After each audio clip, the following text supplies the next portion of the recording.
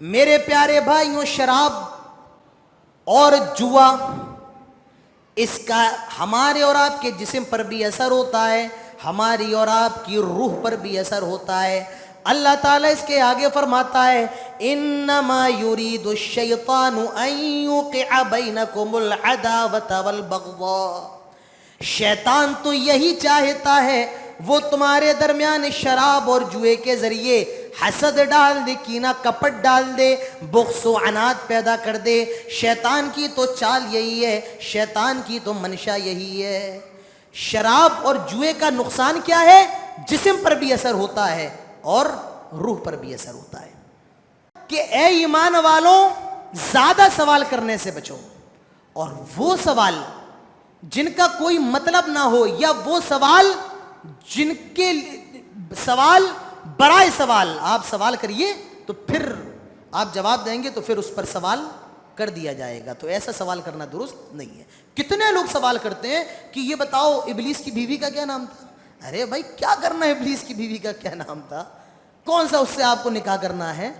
آدم ہوا کا نکاح کس نے پڑھایا؟ آدم نے جنت کے اندر جو پھل کھایا وہ کون سا تھا؟ موسیٰ کی امی کا کیا نام تھا؟ موسیٰ کی بہن کا کیا نام تھا؟ کیا مطلب ہے ان سوالوں کا؟ ایک بچہ حضرت عائشہ کے پاس لایا گیا، اس کے پیر میں کڑا بندھا ہوا ہے یا دھاگا بندھا ہوا ہے، اور اس کی ماں نے اس نیت سے باندھا ہے تاکہ اس کو بیماری سے شفا مل جائے۔ حضرت عائشہ نے جب وہ دھاگا یا کڑا دیکھا، فرمایا یہ جو تو نے دھاگا باندھا ہوا ہے، یہ جو تو نے کڑا پہنایا ہوا ہے، یہ تیرے بچے کو اس بیماری سے نکال نہیں سکتا ہے۔ بیماری سے شفا دینے والا اگر کوئی ہے تو وہ کون ہے؟ وہ صرف اللہ ہے۔ اسی کو کہا جا رہا ہے وَإِن يَمْسَسْكَ اللَّهُ بِضُرٍّ فَلَا كَاشِفَ لَهُ، جو بھی مصیبت آتی ہے وہ مصیبت اگر کوئی ختم کر سکتا ہے تو وہ صرف اللہ ہے۔ الحمدللہ نحمده ونستعینه ونستغفره ونعوذ باللہ من شرور انفسنا ومن سیئات اعمالنا، من يهده الله فلا مضل له ومن يضلل فلا هادي له، وأشهد أن لا إله إلا الله وحده لا شريك له، وأشهد أن محمدًا عبده ورسوله، أما بعد فإن خير الحديث كتاب الله، وخير الهدي هدي محمد صلى الله عليه وسلم، وشر الأمور محدثاتها وكل محدثة بدعة وكل بدعة ضلالة وكل ضلالة في النار۔ قال الله تعالى في القرآن الحكيم أعوذ بالله من الشيطان الرجيم بسم الله الرحمن الرحيم ذلك الكتاب لا ريب فيه هدى للمتقين رب اشرح لي صدري ويسر لي أمري واحلل عقدة من لساني يفقه قولي رب زدنی علما اللہم رب زدنی علما آمین۔ قابل عزت حاضرین مجلس، بزرگوں، نوجوان دوستوں، پیارے بچوں اور پردہ نشی اسلامی ماؤں اور بہنوں، سب سے پہلے ہر قسم کی تعریف و توصیف، کبریائی اور بڑائی صرف اور صرف اللہ رب العالمین کے لیے لائق اور زیبا ہے، جس نے ہم سب کو تراویح کی نماز جماعت کے ساتھ ادا کرنے کی توفیق عطا فرمائی ہے۔ اور قیامت کی صبح تک درود و سلام نازل ہوں تمام نبیوں پر، تمام رسولوں پر، اور بالخصوص ہمارے اور آپ کے پیارے نبی، آخری نبی جناب محمد رسول اللہ صلی اللہ علیہ وسلم پر۔ اللہم صلی وسلم وبارک علیہ۔ آج 7ویں پارے کی منتخب چند آیات کی تفسیر آپ کے سامنے پیش کی جا رہی ہے۔ اس سے پہلے اللہ تعالیٰ سے دعا ہے وہ ہم سب کو سننے کے ساتھ تمام باتوں پر عمل کرنے کی توفیق عطا فرمائے، آمین۔ پارے کی شروعات ہو رہی ہے، بہت غور سے سنیے گا، بہت اہم بات ہے۔ وَإِذَا سَمِعُوا مَا أُنزِلَ إِلَى الرَّسُولِ تَرَىٰ أَعْيُنَهُمْ تَفِيضُ مِنَ الدَّمْعِ۔ مسلمان مکہ کے اندر تھے، مسلمانوں پر بہت ظلم ہو رہا تھا۔ کفار مکہ مسلمانوں کو بہت ستا رہے تھے، ظلم کے، جبر کے پہاڑ مسلمانوں پر توڑ رہے تھے۔ تو مسلمانوں نے مکہ کو چھوڑ کر کے حبشہ ہجرت کی۔ کہاں کی؟ حبشہ۔ اور اسلام کی یہ پہلی ہجرت ہے۔ اگر کبھی آپ سے سوال کیا جائے کہ اسلام کی پہلی ہجرت کون سی ہے تو جواب کیا دیں گے؟ حبشہ۔ حبشہ کا موجودہ وقت میں کیا نام ہے؟ کون بتائے گا؟ کوئی بتا سکتا ہے؟ حبشہ کو موجودہ وقت میں کیا کہا جاتا ہے؟ کسی کو نہیں پتا ہے؟ ارے بھائی، جو لڑکے تاریخ وغیرہ پڑھتے ہیں وہ بھی نہیں جانتے ہیں؟ Very good. کیا کہا جاتا ہے؟ ایتھوپیا۔ عربی میں آپ اس کو حبشہ کہیں گے، انگلش میں ایتھوپیا کہا جاتا ہے۔ تو مسلمانوں نے ہجرت کی کہاں پر؟ حبشہ۔ موجودہ وقت میں اس کا نام کیا ہے؟ ایتھوپیا۔ تو وہاں کا جو بادشاہ تھا اس کا نام اصحمہ تھا۔ الف، صاد، ح، میم اور لٹکی ہوئی ہا، اصحمہ۔ بچوں کا نام رکھ سکتے ہیں۔ اور اس کا لقب نجاشی تھا۔ کیا تھا؟ نجاشی تھا۔ نام اصحمہ تھا، لقب نجاشی تھا۔ مکہ سے ہجرت کی حبشہ کی طرف، لیکن کفار مکہ نے وہاں بھی مسلمانوں کو نہیں چھوڑا۔ وہاں کے بادشاہ تک یہ خبر پہنچائی، نجاشی تک یہ خبر پہنچائی، یہ حضرت عیسیٰ علیہ السلام کے بارے میں غلط عقیدہ رکھتے ہیں۔ وہ عیسائی تھا، غلط عقیدہ رکھتے ہیں۔ تو اس نے مسلمانوں کو طلب کیا، اور اس کے ترجمان کون بنے؟ جن کو نجاشی سے بات کرنا تھی، جعفر بن ابی طالب، یہ حضرت علی کے بھائی تھے۔ انہیں دربار میں پیش کیا گیا، یہ دربار میں آئے۔ بادشاہ نے پوچھا، بھئی آپ لوگ عیسیٰ علیہ السلام کے بارے میں کیا عقیدہ رکھتے ہیں؟ حضرت جعفر نے سورہ مریم کی تلاوت شروع کر دی۔ کاف ہا یا عین صاد ذکر رحمت ربک عبدہ زکریا اذ نادى ربه نداء خفیا۔ سورہ مریم کی تلاوت شروع کر دی۔ اس میں حضرت مریم کا ذکر ہے، جس میں حضرت عیسیٰ کا ذکر ہے، جس میں حضرت زکریا اور حضرت یحییٰ کا ذکر ہے۔ جب حضرت جعفر بن ابی طالب نے سورہ مریم کی تلاوت کی، اس دربار کے اندر جتنے قسیسین تھے، یعنی جو عیسائیوں کے عالم تھے اور جتنے عیسائیوں کے عبادت گزار تھے، قرآن فرماتا ہے وَإِذَا سَمِعُوا مَا أُنزِلَ إِلَى الرَّسُولِ، جب انہوں نے سورہ مریم کی تلاوت سنی، तरा अयुनहुम, तुम इनकी आंखों को देखो, तफीदु मिनद्दम, इनकी आंखों से आंसू बहने लगे, इनकी आंखें अश्कबार हो गईं, ये बेसाख्ता रोने लगे कुरान को सुन करके, सूरह मरियम की तिलावत को सुन करके। अल्लाह ताला इस पारे के शुरू में सबसे पहले उनका नक्शा खींचता है। जब उन्होंने कुरान सुना, तरा अयुनुहुम, तुम उनकी आंखों को देखो, तफीदु मिनद्दम, वो आंसुओं से भीगी हुई हैं।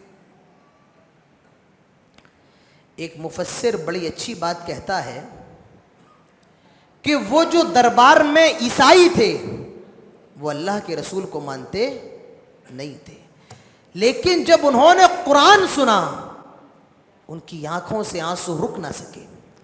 और एक मुसलमानों तुम हो कि नबी को मानते हो, नबी पर ईमान रखते हो, लेकिन जब तुम्हारे सामने कुरान पढ़ा जाता है तुम्हारी आंखों से आंसू का एक कतरा भी नहीं निकलता है। बड़ी अच्छी बात कही।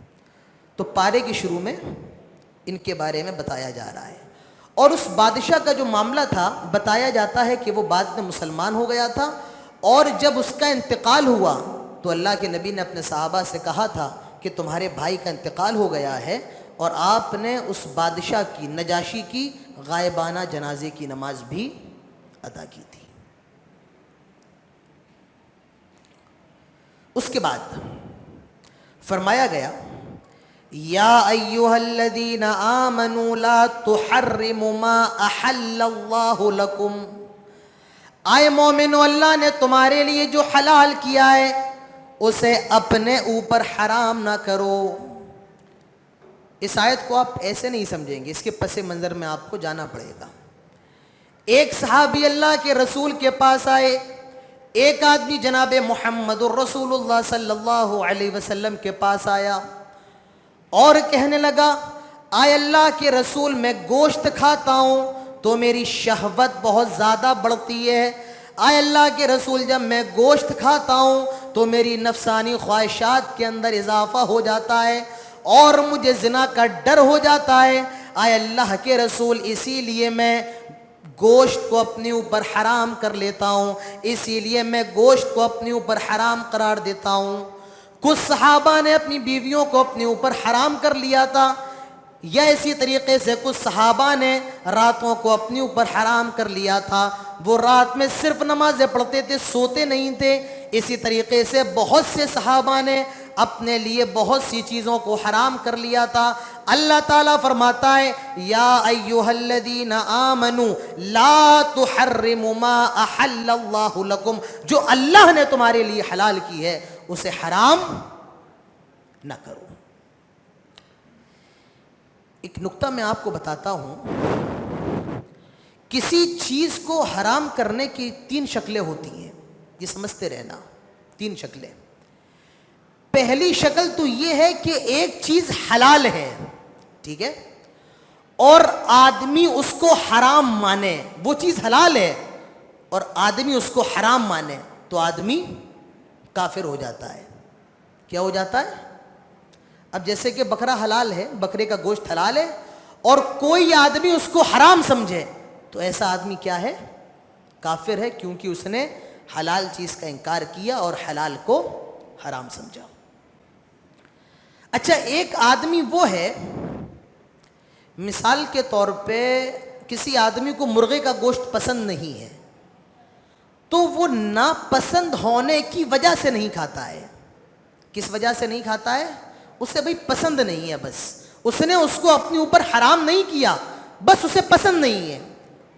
तो ये चीज़ जायज़ है। हम सब की तबीयत अलग है, किसी को कुछ पसंद होता है, किसी को कुछ पसंद होता है। तो अगर आपकी तबीयत नहीं है या आपको पसंद नहीं है तो कोई बात नहीं, जायज़ है। इसी तरीके से कोई आदमी किसी चीज को सवाब समझ करके छोड़े, क्या समझ करके? कि अगर मैं ये नहीं खाऊंगा तो इसमें मुझे सवाब मिलेगा, तो ये क्या है? ये बिदअत है। अगर कोई आदमी हलाल चीज का इनकार कर दे तो ये कुफ्र है, और अगर उसको सिर्फ अपने लिए ना पसंद करे तो ये जायज़ है, और उस चीज को सवाब समझ कर छोड़ दे तो ये बिदअत है।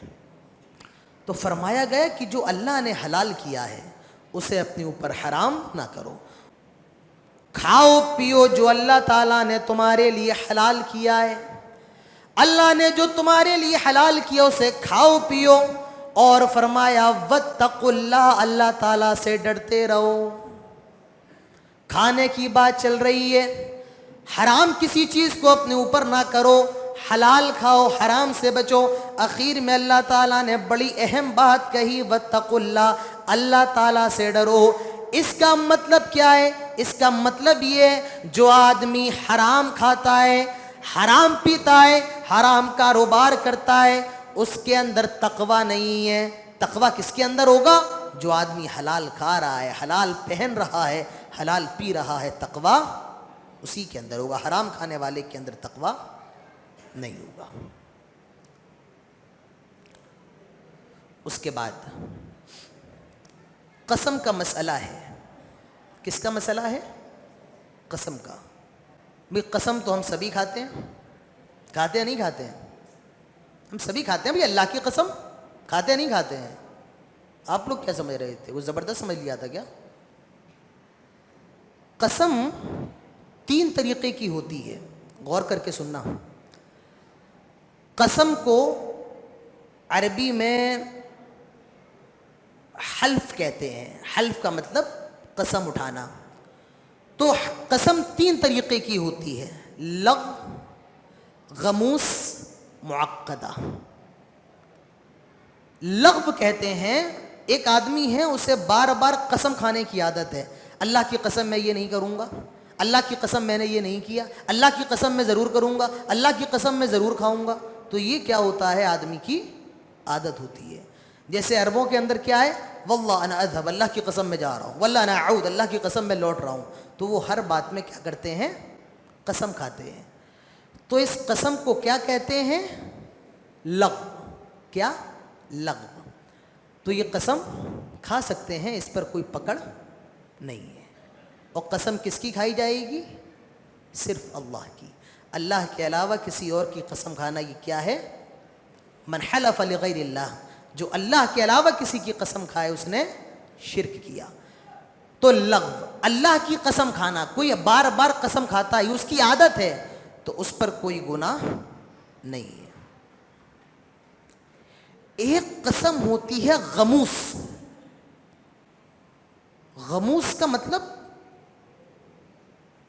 آپ کی دکان ہے، کپڑے کی دکان ہے آپ کی، میں مثال دے کر کے سمجھا رہا ہوں.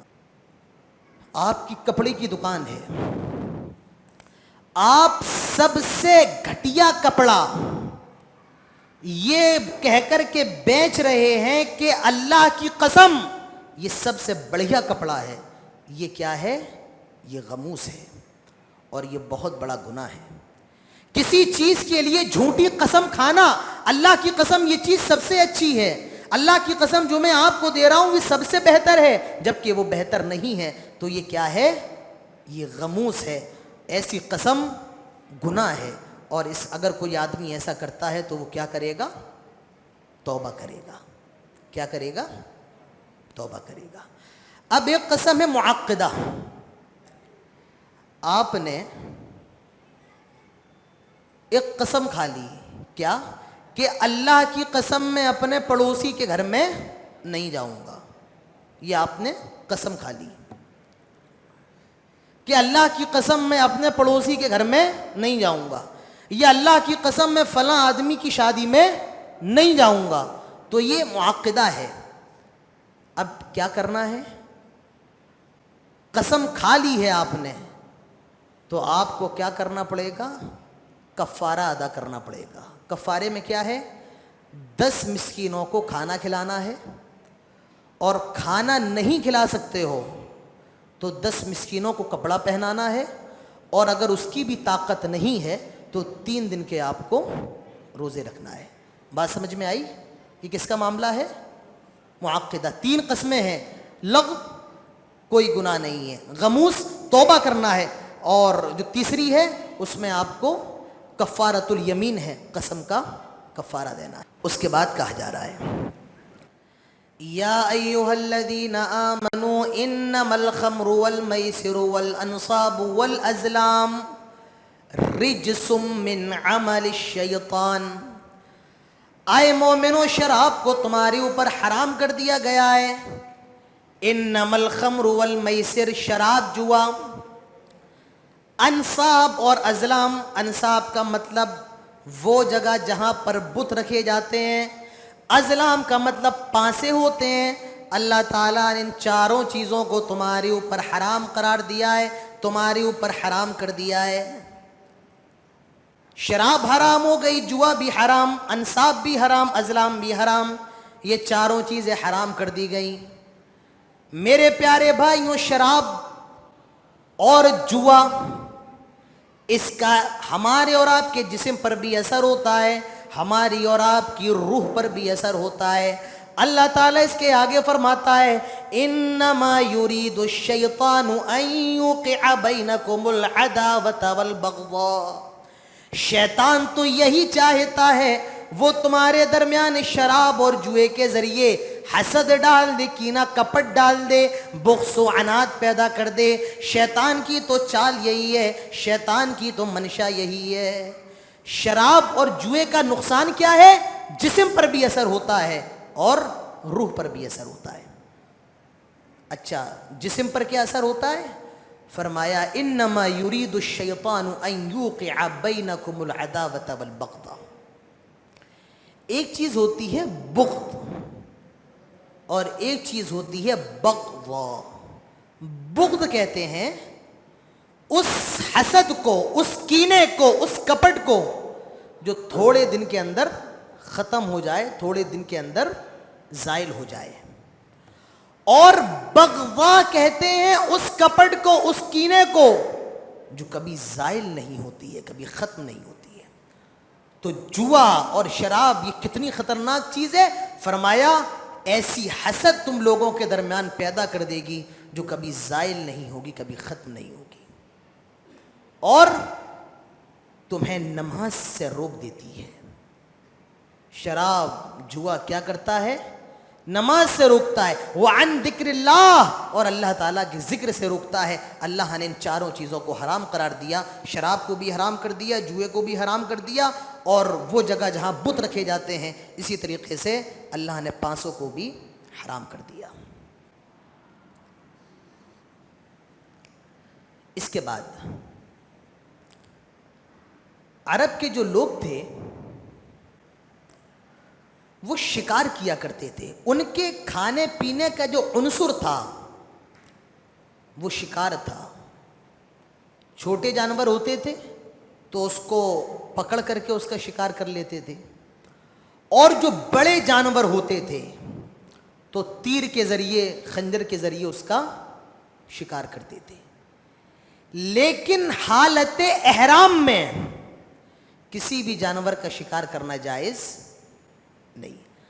अल्लाह ने उन्हें आजमाया। अरब के लोग, मुसलमान, खाने काबा के अंदर हैं, हालत एहराम में हैं, सामने से शिकार गुजर रहा है। छोटा शिकार भी गुजर रहा है, चाहे तो हाथ से पकड़ लें, बड़ा शिकार भी गुजर रहा है, तीर मार दें, खंजर मार दें। अल्लाह ताला ने उन्हें आजमाया है।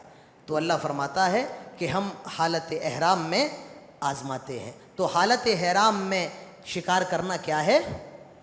हराम है। शिकार आप नहीं कर सकते। इसी तरीके से अगर आप हरम के अंदर हैं, मस्जिद हराम के अंदर हैं। अच्छा, एक बात बताओ, मस्जिद हराम का क्या मतलब है? मस्जिद हराम का मतलब क्या है? कि वहां नमाज पढ़ना हराम है? नहीं। मस्जिद हराम का मतलब यह है कि वहां शिकार करना हराम है। आप किसी जानवर का शिकार नहीं कर सकते। आप कोई पेड़, कोई पौधा, कोई फूल हुदूद हरम का तोड़ नहीं सकते हैं। कातिल अगर हुदूद हरम में दाखिल हो जाए उसे कत्ल नहीं किया जा सकता है। अगर आपके बाप का कातिल आपके सामने हरम के अंदर मौजूद है, आप उसको टच नहीं कर सकते हैं। तो इसका मतलब होता है हुदूद हरम, ये सारी चीजें हुदूद हरम के अंदर हराम है। शिकार नहीं कर सकते हैं, जानवर नहीं पकड़ सकते हैं, वहां बिल्ली घूम रही है पकड़ नहीं सकते हैं, कबूतर उड़ रहे हैं पकड़ नहीं सकते हैं। लेकिन हाँ, 5 मोजी जानवर ऐसे हैं جن کو مارنا حدود حرم کے اندر بھی جائز ہے. کتنے ہیں وہ؟ 5 ہیں. کون کون سے ہیں؟ چیل اور کوا، بچھو، چوہا، پاگل کتا. 5 کو حدود حرم کے اندر مارا جا سکتا ہے. کتنے ہیں یہ؟ 5 ہیں. کوا، چیل، بچھو، چوہا اور پاگل کتا. اور پاگل کتوں کو تو محلے میں بھی مارنا چاہیے. جی ہاں، ذرا بچ کے رہیے، سنبھل کے رہیے. جو آپ کے اور ہمارے محلوں کے اندر اتنے کتے نظر آتے ہیں. مدینہ کے اندر جب کتے زیادہ ہوتے تھے اللہ کے نبی ان کو مارنے کا حکم دیتے تھے. دیکھیے جانور جانور ہوتا ہے، اتنا یاد رکھیے. اور جنگلی جانور، خوخار جانور جانور ہوتا ہے، پتہ نہیں کب وہ پاگل ہو جائے. آپ کے چھوٹے چھوٹے بچے بھی گھر سے باہر نکلتے ہیں، کبھی کبھی آپ بھی نکلتے ہیں، رات میں کوئی آ رہا ہے، کوئی جا رہا ہے، تو خیال کریں، اپنے محلوں پر نگاہ رکھیں، کہیں کتے زیادہ تو نہیں ہیں، کوئی پاگل کتا تو نہیں ہے جو ہم پر حملہ نہ کر دے، ہمارے بچوں پر حملہ نہ کر دے. اس کے بعد کہا جا رہا ہے جتنا کام ہو اور جو کام کرنا ہو اتنا سوال کرو، ایڈوانس سوال کرنے کی ضرورت نہیں ہے. جتنا سوال کرنا ہے، جتنا ضرورت ہے اتنا ہی سوال کرو. کچھ لوگ ہوتے ہیں وہ زیادہ سوال کرتے ہیں تاکہ مولانا صاحب سمجھے بڑا اچھا لڑکا ہے، بڑا اچھے آدمی ہے، وہ سوال بڑے کر رہے ہیں. تو فرمایا گیا کہ اے ایمان والوں، زیادہ سوال کرنے سے بچو، اور وہ سوال جن کا کوئی مطلب نہ ہو، یا وہ سوال جن کے سوال برائے سوال آپ سوال کریے تو پھر آپ جواب دیں گے تو پھر اس پر سوال کر دیا جائے گا. تو ایسا سوال کرنا درست نہیں ہے. کتنے لوگ سوال کرتے ہیں کہ یہ بتاؤ ابلیس کی بیوی کا کیا نام تھا. ارے بھائی کیا کرنا ہے ابلیس کی بیوی کا کیا نام تھا؟ کون سا اس سے آپ کو نکاح کرنا ہے؟ آدم ہوا کا نکاح کس نے پڑھایا؟ آدم نے جنت کے اندر جو پھل کھایا وہ کون سا تھا؟ موسیٰ کی امی کا کیا نام تھا؟ موسیٰ کی بہن کا کیا نام تھا؟ کیا مطلب ہے ان سوالوں کا؟ بھائی آپ کے ایمان کے اندر کون سی زیادتی ہو جا رہی ہے؟ یا اگر اس کا جواب نہیں ملے تو آپ کافر ہو جا رہے ہیں. سوال برائے عمل ہو، عمل کے لیے سوال ہو تب تو سوال ٹھیک ہے، لیکن سوال صرف سوال کرنے کے لیے ہو، سوال بیہودہ ہو، بے مطلب ہو، بے وجہ ہو، بے مقصد ہو، تو ایسے سوالات نہیں کرنا چاہیے. تو سوال کرنے میں بھی ذرا آپ لوگ خیال رکھیں. سوال کریں تو ڈھنگ کے کریں، سوال کریں تو عمل کے لیے ہوں، نہ کہ سوال کے لیے ہوں. اس کے بعد قیامت کا منظر کھینچا جا رہا ہے. قیامت کا سارے نبی قیامت کے میدان میں موجود ہیں. اللہ سارے نبیوں سے سوال کرے گا، کیا تم نے میری دعوت کو پہنچا دیا تھا؟ تو تمہاری قوم نے کیا جواب دیا؟ تمہاری قوم نے تمہارے ساتھ کیا کیا؟ وہ کہیں گے اللہ ہمیں نہیں پتا ہے. قیامت کا وہ منظر اتنا خطرناک ہوگا، سارے نبی پریشان ہوں گے، آج میرا کیا بنے گا. اللہ کے نبی فرماتے ہیں قیامت کے میدان میں آدم ہوں گے، لوگ جائیں گے آدم آپ اللہ سے سفارش کریں. حضرت آدم کہیں گے قد غضب ربی غضبا، آج میرا رب بہت زیادہ غصے میں ہے، جاؤ کہیں اور چلے جاؤ، آج میں تمہاری کوئی مدد نہیں کر سکتا ہوں. آئے آدم کہاں جائیں؟ جاؤ نوح کے پاس چلے جاؤ. لوگ حضرت نوح کے پاس آئیں گے، آئے نوح آپ تو سب سے پہلے رسول ہیں، آپ اللہ سے سفارش کریں. فرمائیں گے قد غضب ربی غضبا لم یغضب قبلہ ومثلہ، آج اللہ اتنے غصے میں ہے کہ آج سے پہلے اللہ کبھی اتنا زیادہ غصے میں نہیں آیا. اذهبوا الی غیری، جاؤ کسی اور کے پاس چلے جاؤ، آج میں تمہاری کوئی مدد نہیں کر سکتا. نوح کہاں جائے؟ ابراہیم کے پاس گئے، جاؤ میں بھی کوئی مدد نہیں کر سکتا ہوں. موسیٰ کے پاس جائیں گے، اذهبوا الی غیری، کہیں اور چلے جاؤ. عیسیٰ کہیں، وہ بھی کہیں گے کہیں اور چلے جاؤ. تو قیامت کا منظر، قیامت کی ہولناکی، قیامت کا وہ سین اتنا خطرناک ہوگا، سارے نبی کہیں گے اللہ ہمیں کچھ نہیں پتا ہے، ہمیں کچھ نہیں پتا ہے. تو یہ قیامت کا منظر ہوگا. اللہ فرمائے گا تمہاری امت کا کیا حال ہے, تمہاری امت نے کیا کیا تمہارے ساتھ؟ کہیں گے اللہ تو جانتا ہے, ہم نہیں جانتے. تو قیامت کا منظر یہاں پر کھینچا گیا ہے. اس کے بعد اللہ نے جو آپ کو نعمتیں دی ہیں, آپ کے گھر بڑے اچھے ہیں, آپ کی دکان اچھی چل رہی ہے, آپ کا مکان بڑا ہے, تو یہ اللہ کی نعمت ہے, اللہ کا شکر ادا کریں. حضرت عیسیٰ علیہ السلام کے حواریین تھے. حواریین کسے کہتے ہیں؟ جیسے اللہ کے نبی کے صحابہ تھے, حضرت عیسیٰ کے کیا تھے؟ حواریین. کون تھے؟ حواریین. تو انہوں نے حضرت عیسیٰ سے کہا کہ عیسیٰ آپ ایسا کریں, اللہ تعالیٰ سے دعا کریں کہ وہ ہمارے لیے ایک مائدہ نازل فرمائے. مائدہ جانتے ہیں کسے کہتے ہیں؟ ہاں, دسترخوان کو. سورت کا نام ہی ہے مائدہ. عیسیٰ آپ اللہ سے دعا کریں کہ اللہ ہمارے لیے مائدہ نازل فرمائے, جس طرح اس نے بنی اسرائیل پر مائدہ نازل فرمایا. بنی اسرائیل کو اللہ تعالیٰ کیا کھانے کے لیے دیتا تھا؟ کیا دیتا تھا؟ من و سلوہ. تو آپ اللہ سے دعا کریں. اور مائدہ کیوں نازل ہو؟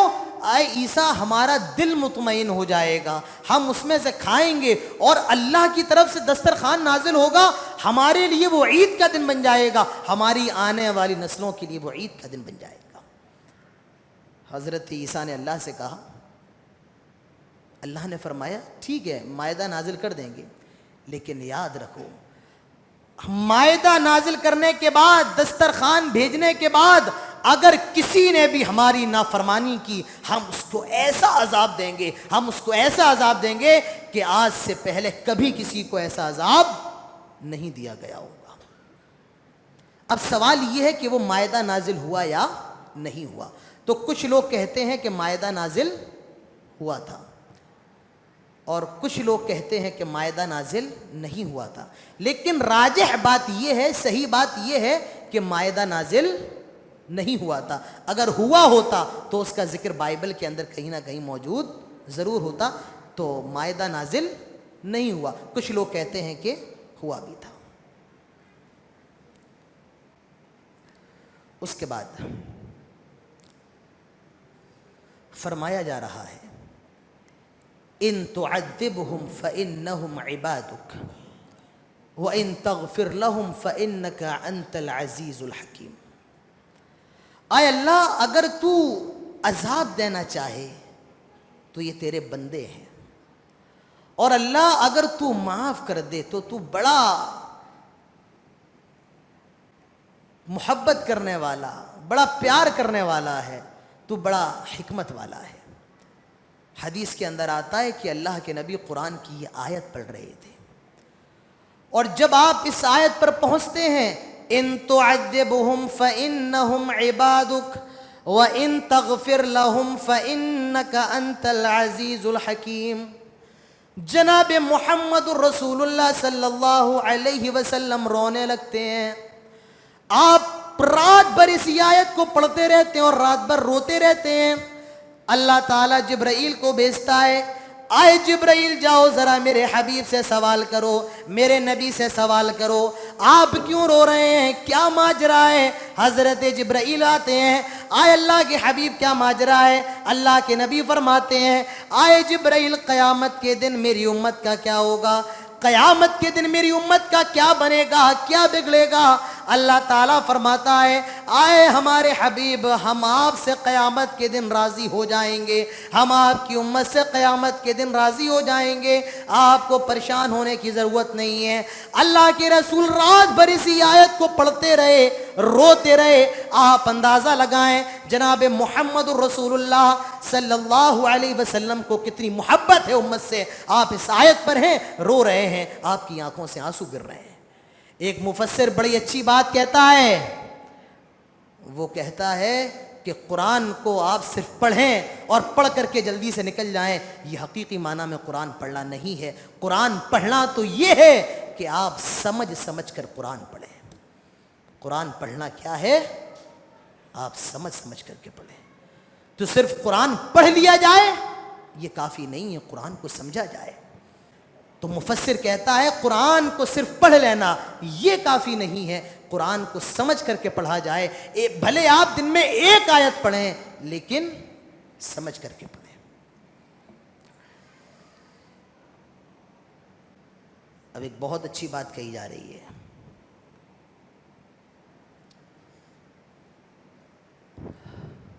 هو الذی خلقکم من طین، فرمایا کہ اللہ تعالیٰ نے سارے انسانوں کو کس سے پیدا کیا؟ مٹی سے پیدا کیا. ایک مفسر بڑی اچھی بات کہتا ہے، آپ دنیا میں کتنے بڑے ہوں، آپ محلے کے چودھری ہوں، آپ اپنے گاؤں کے پردھان ہوں، آپ کے پاس بہت پیسہ ہو، بہت شہرت ہو، بہت مال ہو، بہت آپ کے 10 آگے پیچھے لوگ پھرتے ہو، لیکن پوری دنیا کے انسانوں کی حقیقت یہ ہے کہ وہ گندے پانی سے اور مٹی سے پیدا کیا گیا ہے. انسان کو ہمیشہ اپنی اوقات یاد رکھنا چاہیے. انسان کی اوقات کیا ہے؟ وہ گندے پانی سے اور مٹی سے پیدا کیا گیا ہے. یہ انسان کی حقیقت ہے اور یہ انسان کی اوقات ہے. اس کے بعد بتایا جا رہا ہے حقیقی معبود اور جھوٹے معبود کے اندر فرق کیا ہوتا ہے. حقیقی معبود کون ہوتا ہے؟ وَهُوَ يُطْعِمُ وَلَا يُطْعَمُ. حقیقی معبود وہ ہوتا ہے جو کھلاتا ہے نہ کہ کھاتا ہے. تو جو کھائے سمجھ جاؤ وہ حقیقی معبود نہیں ہے. حقیقی معبود کون ہوتا ہے؟ جو کھلائے. آج کتنے لوگ ہیں ربوبیت کا لبادہ اوڑھے ہوئے ہیں. آج کتنے لوگ ہیں ان کے سامنے سجدے ہو رہے ہیں، ان کے سامنے لوگ جھک رہے ہیں، وہ اپنے آپ کو رب بنا کے بیٹھے ہیں. یاد رکھو حقیقی رب وہ ہوگا جو کھلائے گا. جو کھاتا ہے وہ کبھی رب نہیں ہو سکتا ہے. آپ ان کے پیٹ دیکھ لیں اندازہ ہو جائے گا کتنا کھاتے ہیں. اتنی موٹی گردن کے پیچھے مڑ نہیں پاتے ہیں، گردن پیچھے نہیں کر پائیں گے، اتنی موٹی تو گردن ہوتی ہے. تو حقیقی معبود وَهُوَ يُطْعِمُ وَلَا يُطْعَمُ، جو کھلائے نہ کہ کھائے. پھر ایک بہت اچھی بات کہی جا رہی ہے، کیا؟ وَإِن يَمْسَسْكَ اللَّهُ بِضُرٍّ فَلَا كَاشِفَ لَهُ. تمہارے اوپر جو بھی مصیبت آتی ہے، تمہارے اوپر جو بھی پریشانیاں آتی ہیں، تمہارے اوپر جو بھی مشکلات آتی ہیں، جب بھی کوئی بھی بیماری آتی ہے، یاد رکھو اس بیماری کو ختم کرنے والا، اس مشکل کو دور کرنے والا اگر کوئی ہے، فلا کاشف لا، اللہ کے سوا کوئی نہیں ہے. کتنی بھی بڑی مشکل ہو، کتنی بھی بڑی پریشانی ہو، کتنی بھی بڑی ٹینشن ہو، یاد رکھو وہ ٹینشن اللہ کی طرف سے ہوتی ہے اور اس ٹینشن سے نکالنے والا بھی اللہ ہے، مصیبتوں کو ختم کرنے والا بھی اللہ ہے. حضرت عائشہ کے پاس ایک لڑکا لایا گیا. حضرت عائشہ مدینے کی سرجن تھی. چھوٹے چھوٹے بچے جن کے تھوڑا بہت پھنسی وغیرہ ہو جایا کرتی تھی اس کا علاج کیا کرتی تھی. ایک بچہ حضرت عائشہ کے پاس لایا گیا. اس کے پیر میں ایک کڑا بندھا ہوا ہے یا دھاگا بندھا ہوا ہے اور اس کی ماں نے اس نیت سے باندھا ہے تاکہ اس کو بیماری سے شفا مل جائے. حضرت عائشہ نے جب وہ دھاگا یا کڑا دیکھا فرمایا یہ جو تو نے دھاگا باندھا ہوا ہے، یہ جو تو نے کڑا پہنایا ہوا ہے، یہ تیرے بچے کو اس بیماری سے نکال نہیں سکتا ہے. بیماری سے شفا دینے والا اگر کوئی ہے تو وہ کون ہے؟ وہ صرف اللہ ہے. اسی کو کہا جا رہا ہے وَإِن يَمْسَسْكَ اللَّهُ بِضُرٍّ فَلَا كَاشِفَ لَهُ. جو بھی مصیبت آتی ہے وہ مصیبت اگر کوئی ختم کر سکتا ہے تو وہ صرف اللہ ہے. مصیبت ختم کون کر سکتا ہے؟ بگڑی کون بنا سکتا ہے؟ حاجت روا کون ہے؟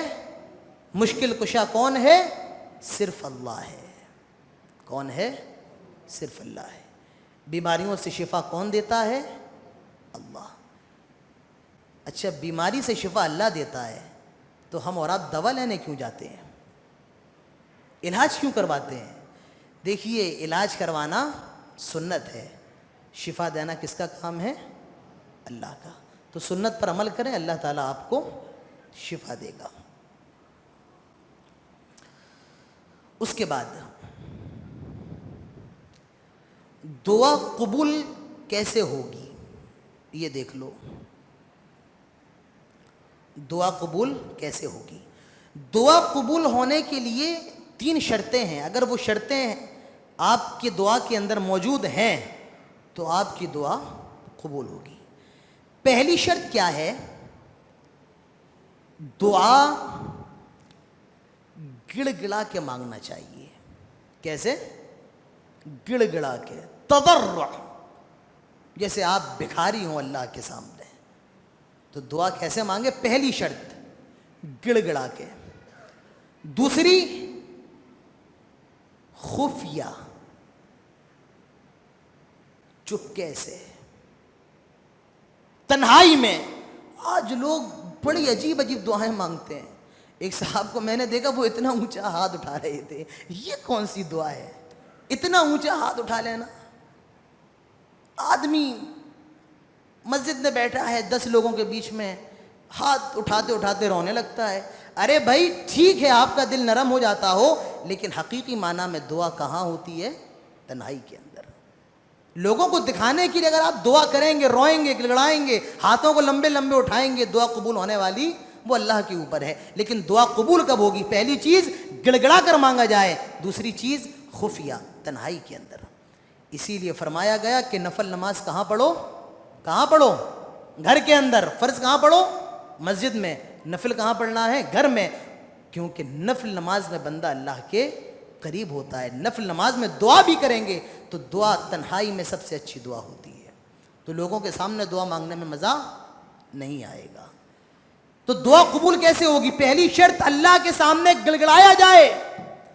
دوسری شرط تنہائی میں، اکیلے.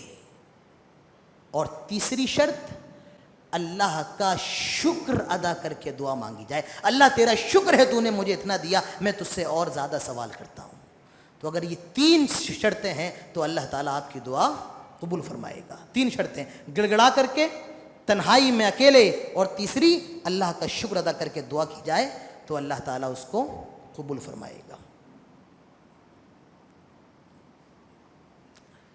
اچھا ایک بات بتاؤ، لوگ کتنا گناہ کر رہے ہیں. ہر روز درس ہو رہا ہے، ہر روز تقریریں ہو رہی ہیں، مولوی آ رہے ہیں سمجھانے، لیکن لوگ گڑ گڑا کیوں نہیں رہے ہیں اللہ کے سامنے؟ اس کی وجہ جانتے ہیں کیا ہے؟ اللہ فرماتا ہے وَلَٰكِنْ قَسَتْ قُلُوبُكُمْ، ان لوگوں کے دل سخت ہو گئے. معلوم یہ چلا کہ جب دل سخت ہوتا ہے تو انسان اللہ کے سامنے گڑگڑانا چھوڑ دیتا ہے.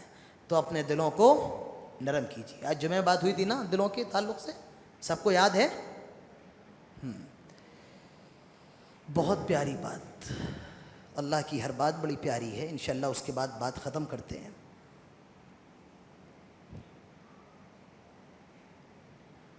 فرمایا جا رہا ہے کہ پیڑ سے کہیں بھی دنیا کے اندر کوئی پتا بھی گرتا ہے، اللہ تعالیٰ کو اس کا علم ہے. دنیا کتنی بڑی ہے، اس دنیا کے اندر کتنے پیڑ ہیں، الگ الگ پیڑ، الگ الگ قسم کے پیڑ، الگ الگ نسل کے پیڑ، الگ الگ پھلوں کے پیڑ. کسی کا پتا زیادہ بڑا، کسی کا زیادہ چھوٹا، کسی کا درمیانی. فرمایا دنیا کے اندر جہاں بھی کوئی پتا گرتا ہے اللہ تعالیٰ کو علم ہے کہ پتا گرا ہے. ایک مفسر بڑی اچھی بات کہتے ہوئے فرماتا ہے کہ اللہ تعالیٰ کو جب اس بات کا علم ہے کہ پتا کہاں گرا ہے تو اللہ تعالیٰ یہ بھی جانتا ہے میرے کس بندے کی آنکھوں سے آنسو گرا ہے، اللہ تعالیٰ اس کی مغفرت فرما دے گا.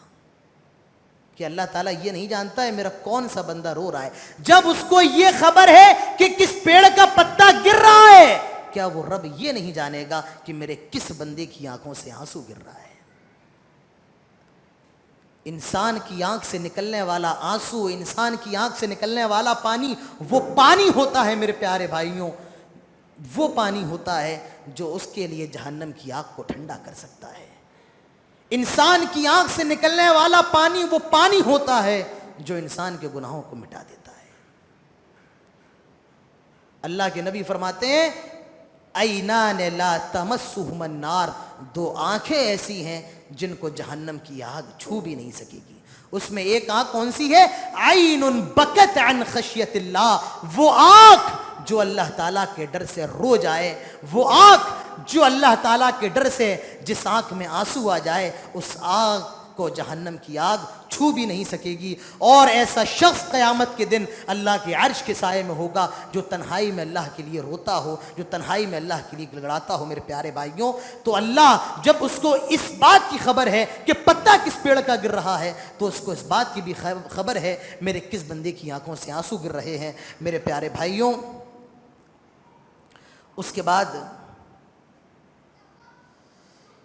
فرمایا گیا کہ دنیا کے اندر جتنے نبی آئے، دنیا کے اندر جتنے پیغمبر آئے، اگر یہ سارے پیغمبر شرک کر لیں، اللہ تعالیٰ ان کی ساری نیکیوں کو ختم کر دے گا اور اللہ تعالیٰ ان کے سارے اچھے اعمال کو برباد کر دے گا۔ تو معلوم یہ چلا کہ شرک اتنا بڑا گناہ ہے، اگر انبیاء بھی نعوذ باللہ شرک کر بیٹھیں، اللہ تعالیٰ ان کے سارے گناہوں کو، اللہ ان کی ساری نیکیوں کو ختم کر دے گا۔ تو شرک سے ہمیں اور آپ کو بچنا چاہیے۔ پھر حضرت ابراہیم علیہ السلام کا قصہ ہے، انہوں نے چاند کو دیکھا، بڑا خوبصورت ہے، یہ میرا رب ہوگا، لیکن جب صبح ڈوب گیا فرمایا یہ بھی میرا رب نہیں ہو سکتا ہے۔ ستارے دیکھے، کہا یہ رب ہوگا، صبح ہو کر وہ چھپ گئے، کہا یہ بھی رب نہیں ہو سکتا ہے۔ جب سورج دیکھا، کہا ہاذا ربی ہاذا اکبر، یہ سورج بڑا ہے، یہ بڑا روشن ہے، یہ میرا رب ہوگا، لیکن جب شام ہوتے ہوتے وہ سورج بھی غروب ہو گیا، فرمایا یہ بھی میرا رب نہیں ہو سکتا ہے۔ انی وجہت وجہی للذی فطر السماوات والارض حنیفا۔ تو یہ حضرت ابراہیم علیہ السلام کے واقعے کو قرآن کے اندر بیان کیا جا رہا ہے، جو میں پچھلے مرتبہ بھی آپ کو بتا چکا تھا۔ تو میرے پیارے بھائیوں، اس سورت کے اندر ایک اہم بات اور بتائی گئی، وَمَا الْحَيَاةُ الدُّنْيَا إِلَّا لَعِبٌ وَلَهْوٌ۔ یہ جو دنیا ہے، یہ آپ کا یہاں آنا، آپ کا یہاں بیٹھنا، ابھی آپ کا گھر جانا، چائے کے ہوٹلوں پر بیٹھنا، موبائل چلانا، یہ زمین، یہ آسمان، یہ لائٹ، یہ پنکھے، یہ اے سی، یہ کولر، یہ ہماری اور آپ کی کشتیاں، پانی کے جہاز، ہوائی جہاز، یہ سب کیا ہے؟ وَمَا الْحَيَاةُ الدُّنْيَا إِلَّا لَعِبٌ وَلَهْوٌ۔ یہ کھیل تماشا ہے، یہ کیا ہے؟ یہ رنگینیاں ہیں، یہ مستیاں ہیں، اس کے آگے کچھ نہیں ہے۔ حقیقی چیز کیا ہے میرے پیارے بھائیوں؟ وہ جنت ہے، وہ آخرت ہے، وہ موت ہے۔ تو فرمایا گیا یہ دنیا کیا ہے؟ بس کھیل کود تماشے کی جگہ ہے، 4 دن کی زندگی ہے، پھر موت ہے، اور وہ موت وہ قبر ہے جہاں کوئی لائٹ نہیں، کوئی پنکھا نہیں، کوئی روشنی نہیں ہے، وہاں صرف اندھیرا ہے، اندھیرا ہے۔ وَمَا الْحَيَاةُ الدُّنْيَا إِلَّا لَعِبٌ وَلَهْوٌ۔ یہ دنیا کیا ہے؟ یہ کھیل تماشا ہے، یہ موج مستی ہے۔ میرے پیارے بھائیوں، آج کے لیے اتنا ہی کافی ہے، انشاءاللہ آگے کی باتیں کل کریں گے۔ یہ 7ویں پارے کی منتخب آیات کی تفسیر میں نے آپ کے سامنے پیش کی ہے۔ اللہ تعالی ہم سب کو تمام باتوں پر عمل کرنے کی توفیق عطا فرمائے، آمین۔ اقول قولی ھذا واستغفر اللہ لی ولکم ولسائر المسلمین وما علینا الا البلاغ وآخر دعوانا الحمد للہ رب العالمین۔